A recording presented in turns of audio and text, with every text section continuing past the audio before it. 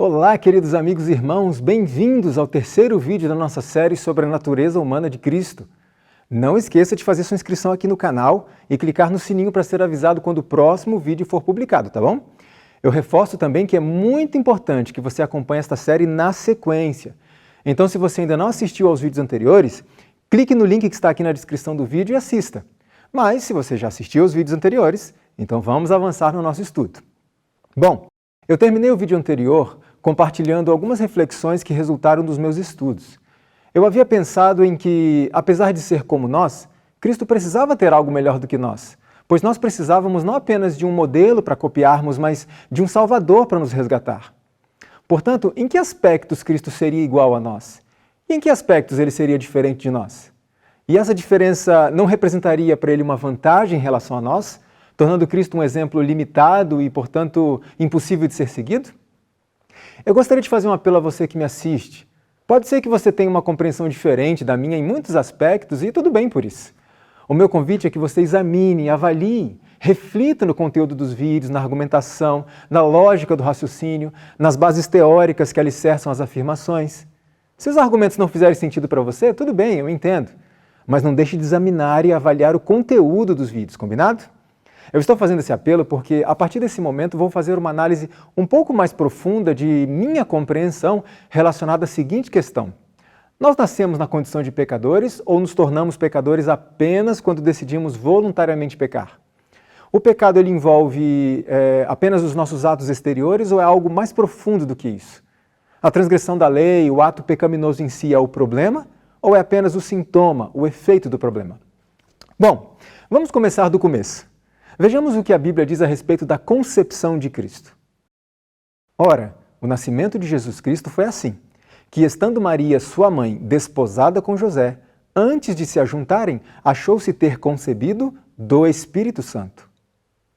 Veja, uma concepção tão peculiar, tão sobrenatural como esta, não me dava condições de concluir que Cristo tenha sido exatamente igual, que ele tenha sido idêntico a mim. Como ele poderia ser diferente na concepção e idêntico em todo o resto? Eu fui concebido pela união de meu pai e minha mãe, um homem e uma mulher, dois seres humanos de carne e osso. Mas não foi assim com Cristo. Portanto, para mim, o grande mistério da encarnação já começa na concepção, algo que foge a qualquer explicação científica, qualquer explicação humana. Sim, ele nasceu de um ser humano, de uma mulher, como você e eu nascemos. O feto se desenvolveu como qualquer outro. Jesus nasceu como um bebê indefeso. Ele pode ter chorado como qualquer outro bebê. Ele também precisou do amparo e do cuidado de seus pais. Precisou ser amamentado, precisou de vestes para protegê-lo. Teve que aprender a falar, teve que aprender a andar, a comer sozinho. Enfim, ele foi um bebê como nós fomos.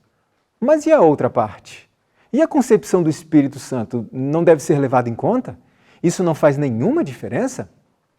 Veja, quando pensamos em bebezinhos, somos levados a refletir na imensa responsabilidade que têm os pais. É um grande risco quando os pais negligenciam a educação de seus filhos, principalmente na fase em que a criança ainda não tem discernimento, não tem poder de decisão, quando ela ainda não tem consciência. Veja o motivo dessa preocupação que os pais devem ter. As crianças são presas legítimas do inimigo. É um texto muito forte. O que significa legítimo? Significa amparado por lei, algo que não é ilegal. O texto diz, portanto, que as crianças são presas legais de Satanás. E Ellen White não escreve algumas crianças, ela escreve as crianças. Parece não haver espaço para exceções, mas por que as crianças são presas legítimas de Satanás? Ela explica. As crianças são presas legítimas do inimigo porque não são súditos da graça, não experimentaram o poder purificador do sangue de Jesus. Observe, não experimentaram que poder? O poder purificador do sangue de Jesus. E os anjos maus têm acesso a essas crianças. Você observou o detalhe no texto que acabamos de ler? Ellen White escreveu que as crianças são presas legítimas de Satanás porque não experimentaram o poder purificador do sangue de Jesus. Poder purificador? As crianças precisam experimentar o poder purificador do sangue de Jesus? Mas elas precisam ser purificadas do quê? Se são apenas crianças inocentes? Nós veremos isso mais adiante. Observe, se nós já nascemos com algo que precisa ser purificado e Cristo nunca precisou de purificação, Então eu sou levado a concluir que nós nascemos com alguma coisa com que Cristo não nasceu. E logo veremos o que é. Vamos ler outro texto inspirado. Deixe-me dizer a você que as crianças nascem para o mal. Vou repetir isso. As crianças nascem para o mal. Satanás parece ter o controle sobre elas. Ele toma posse de suas mentes jovens e elas são corrompidas. Outro texto muito forte. As crianças nascem para o mal. Por isso é de extrema importância que os pais eduquem seus filhos, o que inclui corrigi-los constantemente e ensiná-los no caminho do bem. Afinal, elas não precisam ser ensinadas a praticar o mal. Elas já nascem sabendo. A depravação natural do coração é responsável por esse fato muito conhecido, que dá muito menos trabalho desmoralizar os jovens, corromper suas ideias sobre moral e religião, do que incutir-lhes no caráter esses duradouros, puros e incorruptos hábitos de justiça e verdade. Ou seja, dá mais trabalho moldar os jovens para o bem do que induzi-los ao mal. A condescendência consigo mesmo, o amor dos prazeres, a inimizade, orgulho, presunção, inveja, ciúme, crescem de que forma? Espontaneamente, sem exemplo nem o quê? Sem exemplo nem ensino. Ou seja, não precisamos ser ensinados nessas coisas más, a gente já nasce sabendo. Em nosso presente estado decaído, tudo o que é necessário é abandonar as suas tendências naturais, a mente e o caráter. Precisamos ser educados, ensinados a praticar o bem. O mal se expressa espontaneamente, não é necessário ensino, mas correção. Os bebês parecem tão indefesos que poucos pais se dão conta da seriedade deste assunto. As crianças nascem com os desejos e vontades inclinados a agir de forma insubmissa, já nascem inclinadas a fazer o que é errado. E elas não têm controle sobre isso nessa fase. Por isso os pais precisam ser constantemente vigilantes para corrigirem todo o mau traço demonstrado, todo o mau traço manifestado pelos filhos. Os pais têm um grande trabalho a fazer neste assunto, corrigindo e subjugando os filhos, e então trazendo-os a Deus e reclamando sua bênção sobre eles. Pelos esforços fiéis e incansáveis dos pais e pela bênção e graça rogadas de Deus sobre os filhos, o poder dos anjos maus será quebrado. Amém por isso. As crianças dependem inteiramente dos seus pais nessa fase inconsciente. E qual é a razão? Por que afinal as crianças são presas legítimas de Satanás? E por que precisam do poder purificador do sangue de Jesus? Veja, permitir que o egoísmo, a cólera e a voluntariedade sigam sua direção quando? Nos primeiros 3 anos de vida de uma criança, e difícil será levá-la a submeter-se à sã disciplina. Veja bem, se o espírito de egoísmo, cólera e indisciplina precisam ser refreados já nos primeiros 3 anos de vida de uma criança, então significa que ela nem teve tempo de cultivar de forma voluntária essas coisas. Portanto, a criança deve ter nascido com isso. E os pais precisam ser vigilantes. Eu queria abrir um parêntese aqui e compartilhar com vocês as conclusões de uma pesquisa científica que foi conduzida pelo Instituto Alemão Max Planck de Ciências Cognitivas e do Cérebro. A pesquisa foi publicada na revista científica Neuron e um resumo das conclusões dessa pesquisa foi publicado no Brasil na revista Crescer. Veja o que diz a matéria. Todo bebê já nasce egoísta e a ciência acaba de comprovar o motivo. A área do cérebro responsável por nossos impulsos e pelo autocontrole é extremamente imatura em um recém-nascido e pouco se desenvolve até os 6 anos de idade. Só a partir daí, essa região chamada de córtex pré-frontal dorsolateral começa a amadurecer. Os primeiros sinais de egoísmo e egocentrismo começam cedo e são o quê? Inconscientes. Lendo a íntegra da pesquisa publicada na revista Neuron, eu pude observar qual foi a conclusão do autor da pesquisa. Veja o que ele disse. Concluímos que o comportamento egoísta em crianças mais novas não é causado por uma falta de compreensão do que é certo ou errado, mas pela incapacidade de implementar o controle comportamental quando tentados a agir de forma egoísta. Veja, de acordo com o autor da pesquisa, mesmo que as crianças pequenas tivessem consciência do que é certo e errado, o que elas não têm, elas não teriam capacidade de controlar e vencer a tentação de agir de forma egoísta. Ou seja, elas são completamente vulneráveis e indefesas diante das próprias inclinações más. Elas não têm poder de resistência nenhum. É por isso que esses traços egoístas, em maior ou menor grau, necessariamente se manifestam de alguma forma nessa fase de inconsciência. Razão pela qual os pais devem estar atentos a essas manifestações para que possam corrigi-las, refreá-las, controlá-las. Tremo especialmente pelas mães, ao vê-las tão cegas e sentindo tão pouco as responsabilidades que recaem sobre uma mãe.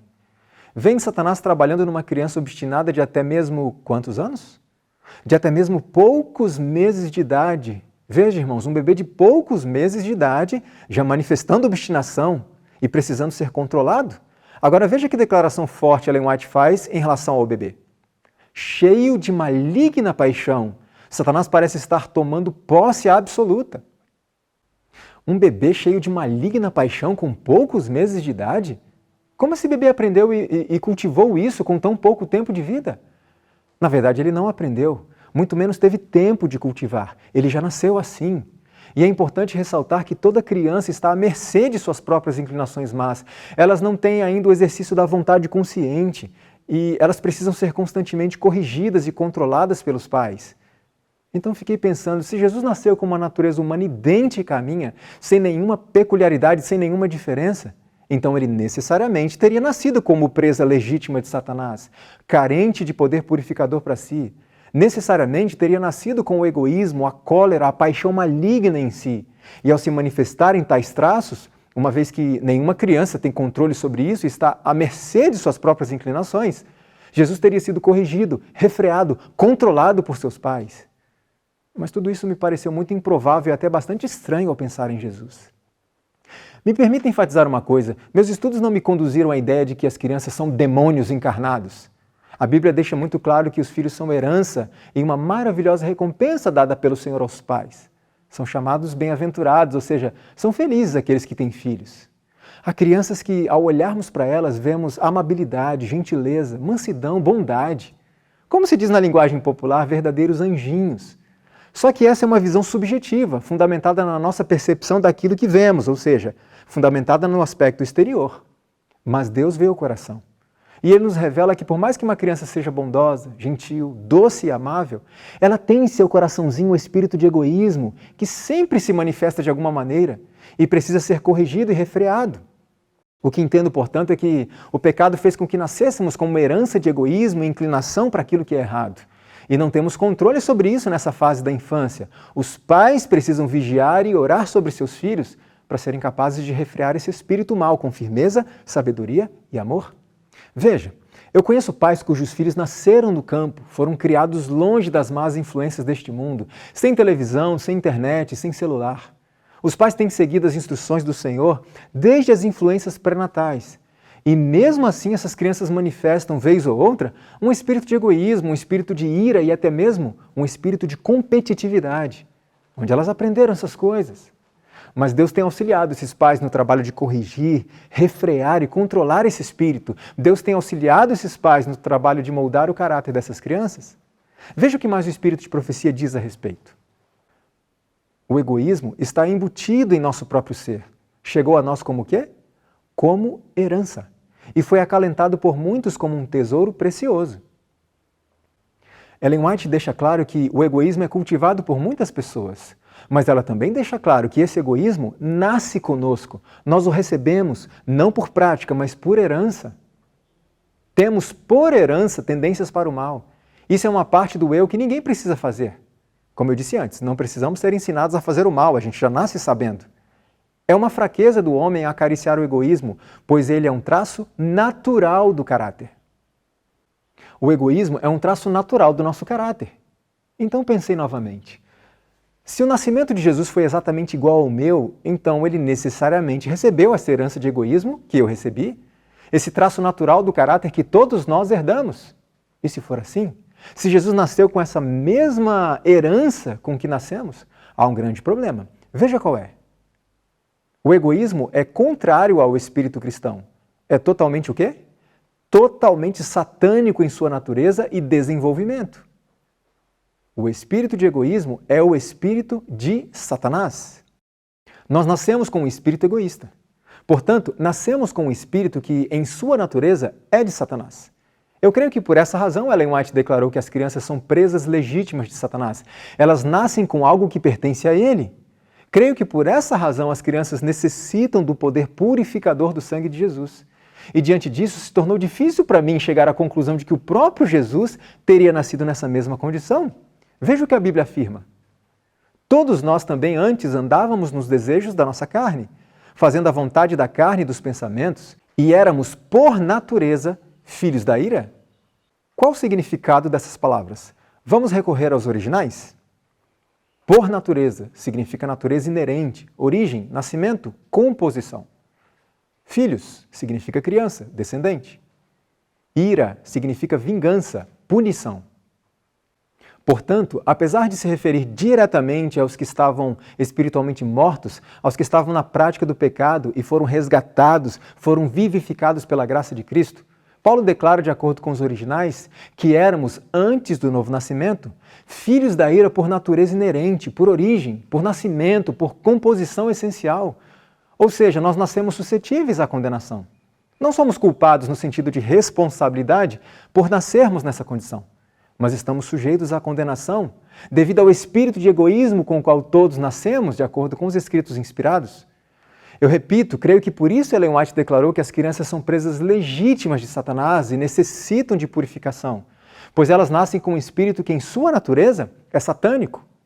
Você então me pergunta, significa que bebezinhos, ao morrerem, eles já estão condenados? Não é bem assim. Existe uma solução para esse problema e veremos isso mais adiante. Vamos ler outro texto inspirado. Cumpre nos lembrar que nosso coração é naturalmente depravado e somos incapazes por nós mesmos de seguir uma reta direção. Você estaria disposto a afirmar que Cristo também veio a este mundo com um coração naturalmente depravado como o de todo ser humano?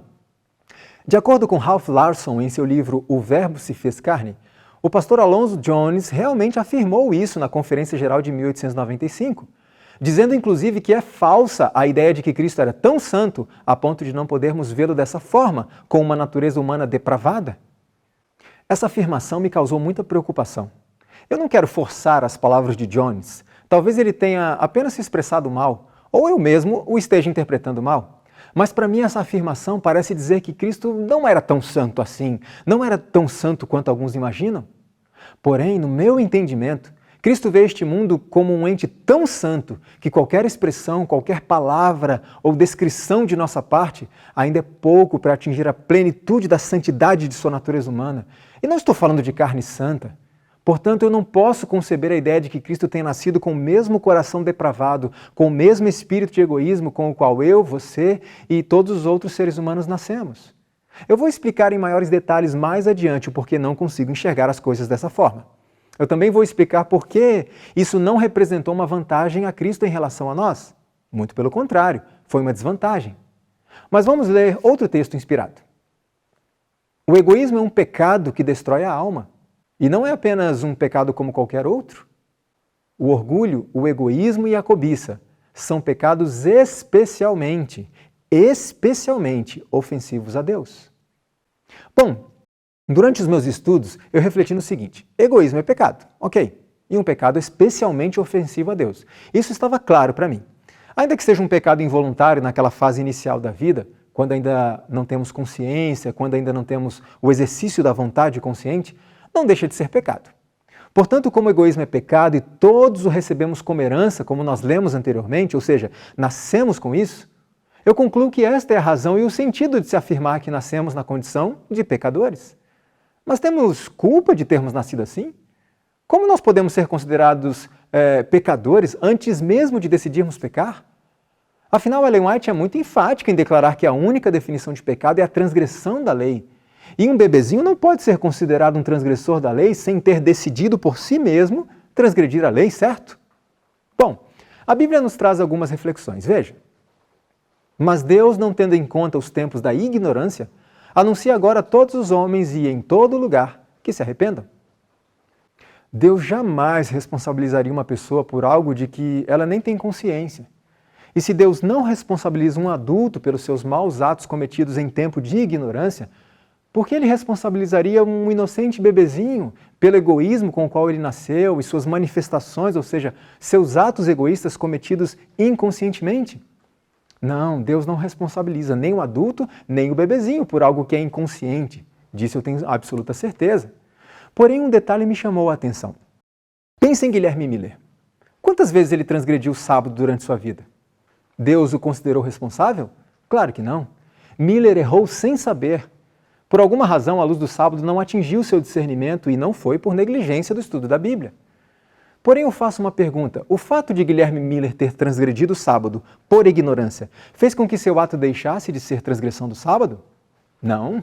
E a Bíblia afirma que a transgressão da lei é o quê? Pecado. A transgressão não deixa de ser transgressão por ter sido cometida inconscientemente. Miller cometeu pecado ao transgredir o sábado. Apenas a culpa não lhe foi imputada. Por mais que tenha sido de forma inconsciente e Deus, em sua infinita justiça e misericórdia, não tenha levado em conta, não tenha responsabilizado Miller por isso, pela transgressão, não deixou de ser pecado, concorda? Portanto, um bebê não é responsabilizado por ter nascido com egoísmo natural dentro de si. Ele não é responsabilizado pelas manifestações desse espírito, pelos seus atos egoístas praticados nessa fase inconsciente. Mas o ato egoísta deixou de ser ato egoísta por ter sido praticado de forma inconsciente? Não. Obviamente não é imputada a culpa ao bebê, mas isso não faz com que seus atos egoístas naturais e inconscientes deixem de ser atos egoístas. Por isso Ellen White escreveu que as crianças precisam experimentar o poder purificador do sangue de Cristo, ou permanecerão presas legítimas de Satanás. A inconsciência não faz com que os erros deixem de ser erros, não faz com que as falhas deixem de ser falhas, os pecados deixem de ser pecados, não faz com que o egoísmo deixe de ser egoísmo. Isso não pode simplesmente ser ignorado. Esses atos, esses erros e pecados, mesmo inconscientes, necessitarão de purificação, necessitarão de expiação. Voltando ao tempo do antigo Israel e dos rituais do santuário, veja o que a Bíblia nos revela a respeito disso. Se alguma alma pecar, de que forma? Por ignorância. Para expiação do pecado, oferecerá uma cabra de 1 ano. Veja, irmãos, que pecados inconscientes também precisam de expiação, também são pecado. E o sacerdote fará expiação pela pessoa que pecou, quando pecar por ignorância perante o Senhor, fazendo expiação por ela, ele será o quê? Perdoado. O pecado inconsciente também precisa de perdão e expiação. Existe sim uma culpa pelos erros cometidos, mesmo por ignorância. E quem é que nos culpa? A lei. Ela não quer saber se é um bebê, uma criança, um adulto consciente ou em tempo de ignorância. A lei está ali para apontar o pecado e condenar, apenas isso. Quem decide aplicar a punição ou absolver o réu é o juiz, não a própria lei. Mas alguém tem que pagar. Portanto, existe culpa, mesmo quando há ignorância. A culpa não é imputada à pessoa inconsciente, mas continua sendo pecado e precisa ser expiado. Ao bebezinho não é imputado o pecado, ele não é responsabilizado, mas assim mesmo é necessária a expiação. No livro Face a Face com o Verdadeiro Evangelho, o pastor Dennis Priebe faz uma declaração com a qual respeitosamente discorda. Veja, Dennis Priebe é um homem muito capaz, a quem eu respeito muito. Não estou atribuindo a ele falta de caráter ou intenções espúrias, como se ele estivesse tentando enganar o povo de Deus. Apenas penso diferente dele em algumas questões, e uma delas é esta que vou apresentar. Veja o que ele escreveu. Culpa exige conhecimento antecipado e rebelião voluntariosa. Nós pecamos quando compreendemos a questão e fazemos escolhas contra Deus. A culpa está ligada à escolha e ao conhecimento. Vamos examinar esse ponto. Segundo o pastor Dennis Priebe, não existe culpa quando a pessoa não tem conhecimento de que aquilo que ela fez é errado, é pecado. Não existe culpa quando não há uma atitude de rebelião deliberada, voluntária, consciente. Porém, veja como a Bíblia apresenta essa questão. E se alguma pessoa pecar e fizer contra algum dos mandamentos do Senhor, aquilo que não se deve fazer, ainda que o não soubesse, ou seja, ainda que não tivesse conhecimento, contudo será ela o quê? Culpada, ou seja, a culpa mesmo sem conhecimento ou escolha deliberada, e levará a sua iniquidade, e trará ao sacerdote um carneiro sem defeito do rebanho, conforme a tua estimação, para expiação da culpa. E o sacerdote por ela fará a expiação do erro que cometeu sem saber, e ser-lhe-á perdoado. Expiação de culpa certamente se fez culpado diante do Senhor. Entende por que não posso concordar com o pastor Dennis Priebe nesse ponto? Veja, somos culpados mesmo de pecados inconscientes. Existe uma culpa, mesmo para o caso de erros cometidos sem conhecimento antecipado e sem rebelião voluntariosa. E nossas inclinações naturais para o mal, nosso egoísmo herdado, necessariamente nos fará cometer pecados involuntários nessa fase de inconsciência infantil, quando nós não temos nenhuma resistência, não temos nenhuma força de vontade, nenhuma capacidade de escolha. E pessoas podem continuar a praticar pecados inconscientes depois de adultas, durante o chamado tempo de ignorância. Na infância, nossos pais é que podem nos refrear, nos controlar, nos corrigir, mas eles só têm condições de nos corrigir quando já erramos, ou seja, quando nossas más inclinações se tornam manifestas, visíveis, quando o egoísmo natural se exterioriza por meio de atos.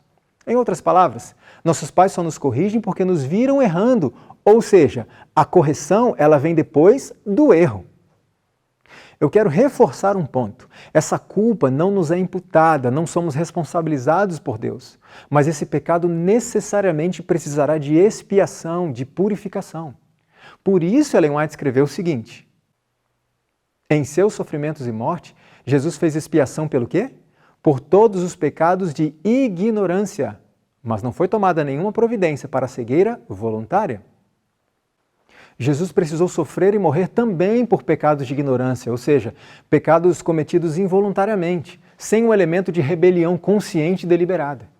Eu reforço que a falta de conhecimento não faz com que o pecado deixe de ser pecado. O pecador tem a culpa atribuída a ele pela lei, e reforço também que para a lei não importa se a pessoa o fez de forma consciente ou inconsciente, se é um adulto ou um bebê. Mas essa culpa Jesus toma sobre si, cumprindo os requisitos da lei e não imputando a culpa ao pecador inconsciente. Portanto, existe culpa no sentido natural da quebra da lei de Deus e existe culpa no sentido de responsabilidade e condenação. Apesar de possuir a primeira, o pecador ignorante não recebe a segunda. E dessa forma encontramos harmonia entre os textos de Ellen White. Por exemplo, veja esses textos aqui. Relacionados ao primeiro Adão, os homens nada receberam dele, senão o quê? A culpa e a sentença de morte. Em resultado da desobediência de Adão, todo ser humano é transgressor da lei, vendido sob o pecado. Esses textos deixam claro que recebemos a culpa de Adão e que somos transgressores da lei como resultado da desobediência de Adão. Porém, outro texto declara o seguinte: é inevitável que os filhos sofram as consequências das más ações dos pais, mas não são castigados pela culpa deles, a não ser que participem de seus pecados. Então, um texto afirma que recebemos a culpa de Adão e nos tornamos transgressores como resultado da desobediência dele. Outro texto afirma que não somos castigados pela culpa de Adão, a menos que pratiquemos seus pecados. Como a gente harmoniza isso? Como eu disse anteriormente, no meu entendimento, existe culpa no sentido natural da quebra da lei de Deus, do egoísmo natural que, segundo Ellen White, nós herdamos e que necessariamente se manifesta nessa fase inconsciente, não há como evitar. E existe culpa no sentido de responsabilidade e condenação. Apesar de possuir a primeira, o pecador ignorante, seja adulto ou bebê, não recebe a segunda. Fica claro então que os sofrimentos e morte de Cristo foram necessários para expiar pecados que foram cometidos sem que a pessoa soubesse, sem conhecimento, ou seja, pecados involuntários, cometidos não por rebelião, não de forma deliberada. Voltando a Guilherme Miller, sua transgressão do sábado não foi, digamos, jogada debaixo do tapete, ignorada pelo céu. O sangue de Cristo fez expiação por ele, pois cometeu esse pecado por ignorância, não por rebeldia. Fica claro mais uma vez que é preciso sim sangue da expiação para pecados inconscientes, que por serem inconscientes não são imputados ao pecador. Deus não leva em conta. É preciso sangue da expiação para o egoísmo natural com o qual todos nascemos. Pois, como vimos, egoísmo é pecado e precisamos ser purificados disso, mesmo quando não somos responsabilizados por isso. Eu creio que por isso Ellen White declarou que as crianças são presas legítimas de Satanás por não terem experimentado o poder purificador do sangue de Cristo. Mas do que elas precisam ser purificadas? Justamente do egoísmo natural, do egoísmo que receberam como herança e que necessariamente, inevitavelmente, vai se manifestar em atos egoístas. E tais atos egoístas são pecado. E como crianças inconscientes podem ser purificadas disso? Veremos mais adiante. Eu quero reforçar esse ponto usando um exemplo. Imagine um bebê que morreu pouco tempo depois do nascimento, ok? Veja, ele não teve tempo para decidir pecar, para escolher pecar. Então eu pergunto, ele será salvo? Se sua resposta for não, ele não será salvo. Então eu pergunto, por que não, se ele não escolheu pecar? Mas se sua resposta for sim, ele será salvo? Minha pergunta então é a seguinte, ele será salvo sem precisar de expiação? Sem precisar de purificação? Se você disser sim, ele será salvo sem precisar de expiação, sem precisar de purificação, pois ele nunca escolheu pecar, então temos um problema. Teremos que admitir que em algumas circunstâncias há salvação sem Cristo. E isso é uma total impossibilidade. Mas se você disser, não, esse bebê ele precisa de expiação, ele precisa de purificação. Então eu pergunto, precisa por quê? O que é que precisa ser expiado? O que é que precisa ser purificado? Afinal, ele nunca escolheu pecar. Porque ele necessita daquilo que somente pecadores precisam, ou seja, expiação e purificação. Entende a questão? Por isso, em meus estudos, eu concluí que já nascemos necessitados da expiação, da purificação, da graça do Salvador. Já nascemos necessitados de tudo aquilo que pecadores necessitam, justamente porque já nascemos nessa condição, com a mácula, a impureza, a mancha do egoísmo natural, que em essência é pecado. Ou seja, já nascemos pecadores por condição natural. Você então questionaria, Leandro, você está dizendo então que deveríamos batizar esses bebês para que possam usufruir do sangue da expiação, para purificá-los, para que possam ser cobertos pela graça de Cristo e serem salvos caso venham a morrer nessa fase? De forma alguma. A Bíblia é clara em apresentar o batismo como um rito do qual se participa por uma decisão consciente, algo que bebês não têm condição de fazer, por isso não batizamos bebês. Creio sim que somos pecadores por condição, por natureza, mas a solução está no sangue expiatório de Cristo, não no batismo de bebês, como defende o catolicismo, não na predestinação, como defende o calvinismo. O que nós fazemos então com os nossos bebês? Nós os dedicamos ao Senhor no templo e os educamos conforme as instruções de Deus, desde o ventre, exercendo as chamadas influências pré-natais. E nos é revelado nos testemunhos que o bebê, por não ter condições de tomar decisões, é protegido por meio da fé, por meio da submissão dos pais às orientações do Senhor. Assim como os primogênitos foram protegidos no Egito pela demonstração de fé dos seus pais, ao passarem o sangue do cordeiro nos umbrais da porta, o que o salvou da morte. Mas repito a pergunta para refletirmos. Protege do que se ele nunca escolheu pecar? O sangue de Cristo faz expiação em resposta à fé dos pais que diligentemente acompanham, corrigem, refreiam e conduzem o pequeno bebê no caminho da justiça, desde o ventre até a morte dele, ainda que tenha sido um breve período de existência, ou até que ele tenha condições de tomar suas próprias decisões. A fé dos pais protege o bebê. Por isso, a extrema seriedade com que devemos tratar a paternidade e a estrita submissão que devemos manter às instruções do Senhor no que diz respeito à educação de nossos filhos desde o ventre, é a única proteção que eles têm. Vocês entendem sua responsabilidade, pais? A Bíblia não diz que somos salvos essencialmente pela fé, mas pela graça. Quem salva esse bebê é a graça de Cristo em resposta à fé dos pais, ou seja, mesmo sem ter cometido nenhum pecado voluntário, sem ter escolhido pecar em momento algum, mesmo sem nem mesmo saber o que é pecado, esse bebê ainda assim dependerá da graça, dependerá do sangue da expiação para ser salvo. Mas por que, eu repito, se ele nem escolheu pecar?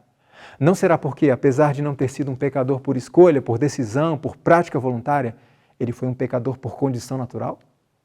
Se nós afirmarmos que não nascemos na condição de pecadores, mas nos tornamos pecadores somente quando decidimos voluntariamente pecar, teremos necessariamente que admitir que todos os bebês que, portanto, morreram nessa fase inconsciente serão automaticamente salvos e sem a necessidade da graça, da expiação, dos méritos de Cristo. Afinal, eles morreram sem cometer nenhum pecado voluntário. Mas para mim é impossível admitir a salvação de qualquer ser humano, seja adulto ou bebê, sem a intervenção da graça do Salvador, sem o sangue expiatório de Cristo. Agora pense comigo. Se Cristo nasceu numa condição igual, numa condição idêntica à minha, sem nenhuma peculiaridade, sem nenhuma partícula de diferença, significa então que ele também precisou do sangue da expiação, precisou de purificação, precisou da graça e de um Salvador, principalmente nessa fase inconsciente, durante a qual todos nós cometemos pecados involuntários, incitados por nossas más inclinações naturais, sobre as quais não temos nenhum controle nesse período. Você então poderia dizer, bom, mas a fé de José e Maria protegeu Jesus quando criança, como protege as crianças hoje. Mas eu pergunto, protegeu do quê? Lembrando dos hebreus que protegeram seus filhos ao demonstrarem fé naquilo que o sangue passado nas portas representava, eu pergunto, a fé de José e Maria, em qual sangue teria protegido Jesus? E protegido do quê? Qual sangue expiaria os pecados inconscientes, involuntários de Jesus quando criança? Qual sangue expiaria e purificaria o egoísmo natural com que ele teria nascido? Qual sangue? Entende a dificuldade? Leiamos outro texto. A lei de Deus, conforme apresentada nas Escrituras, é ampla em seus requisitos. Atinge os pensamentos e sentimentos. Se a lei se estendesse apenas à conduta exterior, os homens não seriam o quê? Não seriam culpados de seus pensamentos, desejos e desígnios errados.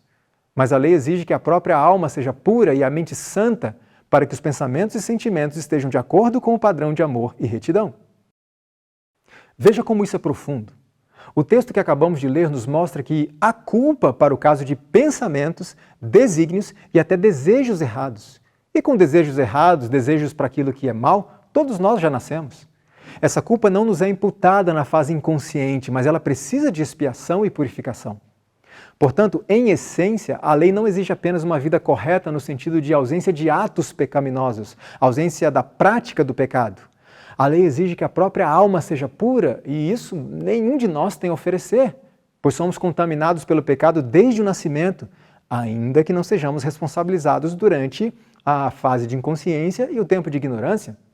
Bom, finalmente em meus estudos eu tinha chegado a uma conclusão a respeito desse ponto, até que me deparei com o seguinte texto. Nossa única definição de pecado é a que é dada na palavra de Deus, é quebrantamento da lei. Diante desse texto, questionei a mim mesmo. Então não podemos ser pecadores por condição, mas somente por atos. Um bebezinho, por exemplo, precisaria escolher pecar para ser considerado um pecador. Então não haveria algo além ou anterior ao ato pecaminoso em si que necessite de expiação e purificação. Como compreendi essa questão? Nós trataremos disso no próximo vídeo. Nos vemos em breve e que o Senhor te abençoe.